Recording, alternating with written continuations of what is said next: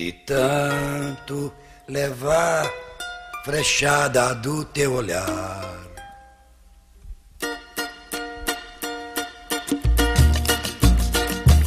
De tanto levar frechada do teu olhar, meu peito até parece, sabe o quê?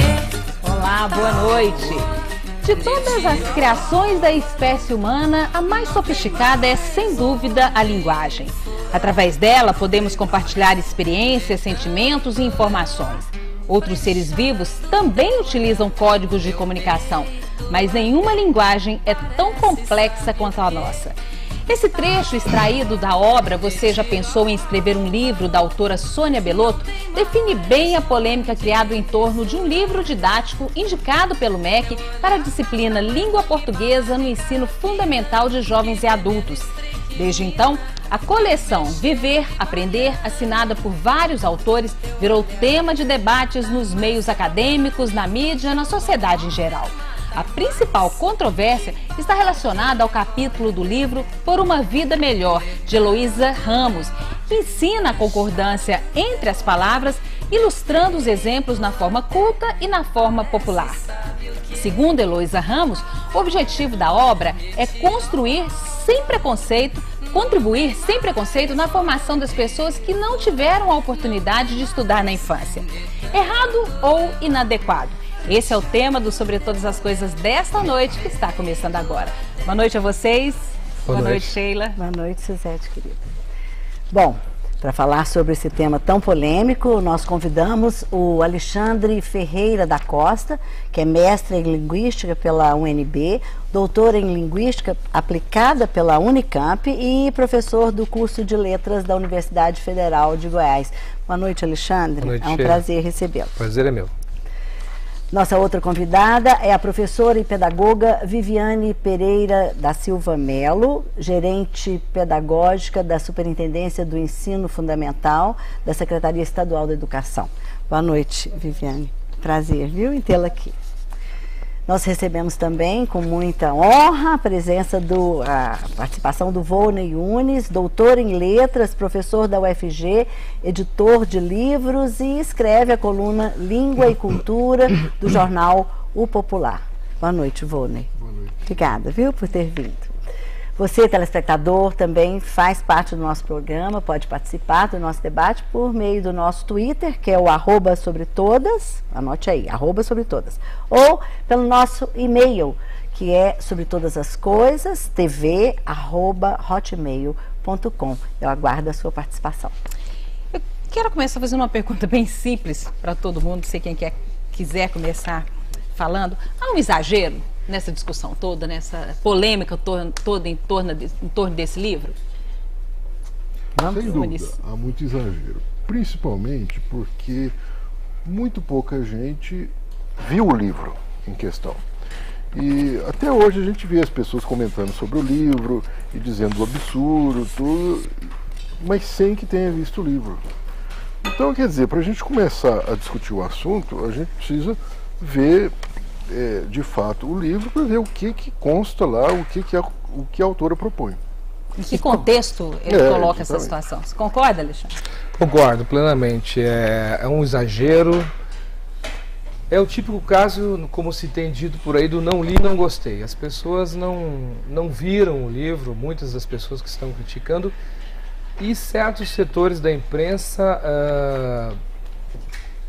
viram o livro, mas resolveram focalizar, pensar do livro, o que seria a parte grossa da polêmica e tratar sem ouvir o contraditório, o que fomenta um pouco a desinformação. Passa-se a reproduzir uma imagem, como disse o professor Volney, exagerada de qualquer dúvida sobre o conteúdo do livro. Mas será que a escritora Lia Luft escreveu um artigo tão forte, tão decisivo, dizendo que o livro é o coroamento do descaso, da omissão, da ignorância quanto à língua, sem ter visto mesmo? Ou é uma opinião dela que não admite de forma nenhuma que dentro de uma escola se converse, ou se escreva ou fale numa linguagem que não seja correta? Deve ser, eu não li o ensaio, o artigo da Lia, mas deve ser assim uma bronca que ela tem com o ex-marido dela, o Celso Pedro Luft.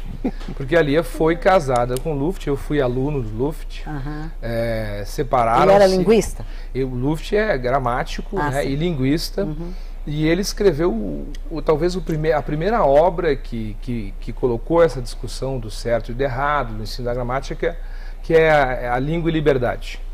E ele postula essa necessidade de ter um ensino que seja menos centrado na decora de uma certa gramática padrão e mais focado no uso e na aprendizagem do uso da linguagem. Certo. Agora, então, eu acho que se a Lia falou isso, porque eu li a Lia quando eu era adolescente, né, quando ela começou a escrever, e nunca tive uma impressão de que ela fosse afoita ou desinformada, né? Então... Alexandre, mas deixa eu defender a Lia e todos aqueles, concordo com o Vônei, vou ouvir a opinião da Viviane também, mas será que a gente precisa conhecer essa obra? Será que o que foi colocado para a imprensa já não seria suficiente para ver toda essa movimentação, essa discordância em termos do assunto? Porque ele é bem claro, ela vai escrever, a Heloísa vai escrever um capítulo sobre concordância e ela argumenta que nesse caso de concordância, sujeito e verbo, não é errado você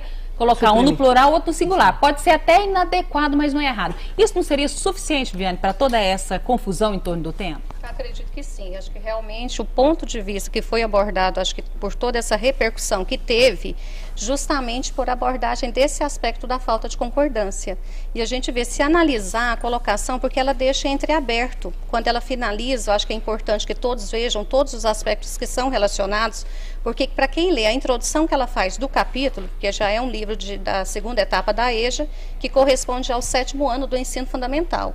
Então a gente vê que ela coloca e realmente ela deixa, às vezes, a questão de uma finalização que não é muito abordada, a questão, ela deixa nas entrelinhas, eu acredito que sim, a norma culta, colocando que ela fala, você que escolha a forma adequada, ela explica então, a forma correta. Dependendo do contexto, você vai optar pela norma, né, ou que ela coloca a variedade que se vai colocar, mas pelo padrão que às vezes não foi exigido, né, e que coloca. Acho que isso deixou uma margem que houve todos esses comentários a respeito que deixou de lado a forma culta, né. Eu conversei com a professora Wanda, que é superintendente do ensino fundamental, eu perguntei, a Secretaria de Educação do Estado de Goiás adotou essa? Ela falou, de jeito nenhum. Mas acho que é bom esclarecer e aproveitar esses momentos para esclarecer. Foi o primeiro ano que foi contemplado no Programa Nacional do Livro Didático a escolha de livro didático para essa modalidade, que aí já é uma modalidade que a rede estadual, educação de jovens e adultos. Então, o primeiro, que antigamente, desde 2007, o Programa Nacional do Livro Didático, ele contemplava somente livros de alfabetização.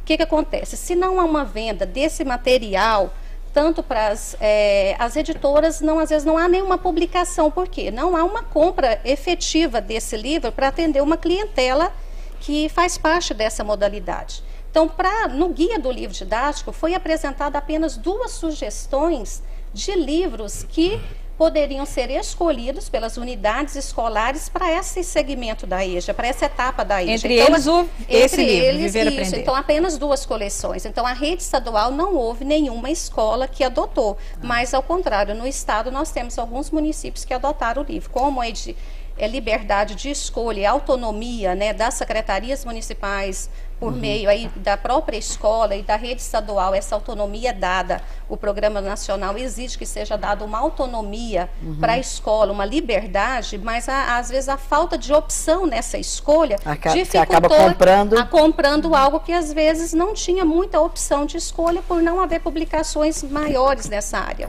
Pois, Vânia, mas assim, eu queria até ouvir sua opinião de novo, porque a discussão agora ficou entre a importância da linguagem popular ou da língua culta e da língua popular. Quer dizer, a discriminação, seja ela qual for, de que forma for, ela é condenável, né? Você não pode deixar que um aluno deixe de participar da aula porque ele veio da zona rural, por exemplo, ele tem uma forma diferente de falar.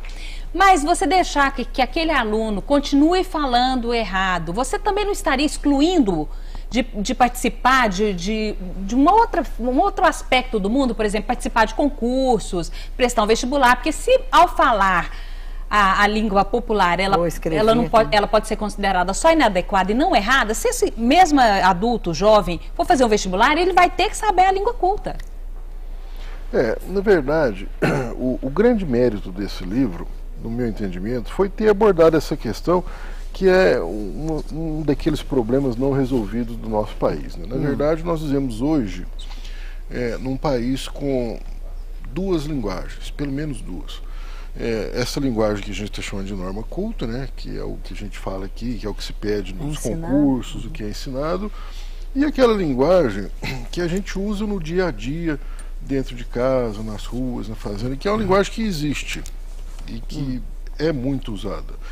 E o nosso papel deve ser, então, esclarecer as pessoas, pelo processo de educação, que existem pelo menos essas duas linguagens e que o grande segredo é sermos competentes nas duas linguagens. E além de sermos competentes, de sabermos os momentos e as situações adequadas para usar uma ou outra. Quer dizer, a gente, na intimidade do lar, em casa, a gente usa uma linguagem que é adequada para aquele momento. Mas é uma linguagem que a gente não vai usar numa reunião de trabalho. Numa reunião de trabalho, é lógico, né? Então esse tipo de competência, no meu entendimento, é que é o grande segredo e que é o que a gente precisa fazer hoje. Mas você não acha que é o que dificulta o desenvolvimento? Por exemplo, a realidade de países outros desenvolvidos, da língua anglo-saxônica ou mesmo a língua francesa, há esse tipo de conflito também? Ou é só uma questão nossa por causa da nossa colonização, brancos, negros, índios, holandeses, espanhóis, em todo portugueses? Lugar que há língua, há nação. Em todo lugar que há nação, há uma variedade que foi escolhida como variedade escrita. A variedade escrita está ligada à norma culta, uma alimenta a outra. Então, em todo lugar você tem variedades mais prestigiadas e menos prestigiadas. Por exemplo, nós temos lá na Letras o curso de inglês. Não é? Então, que variedade de inglês esse aluno aprende? A variedade sul-africana? Não, né? Ele vai aprender a variedade britânica ou americana. E mesmo assim, americano da onde? Então, e mesmo assim, americano da onde? Olha Se você pegar, né, o texano lá, né, uma canção country do Willie Nelson, já é diferente do inglês de Nova York, né? Então, é o que se chama... Eles também têm uma língua padrão britânica e uma língua padrão norte-americana, que é a língua ensinada na escola, né? E que é a língua que tem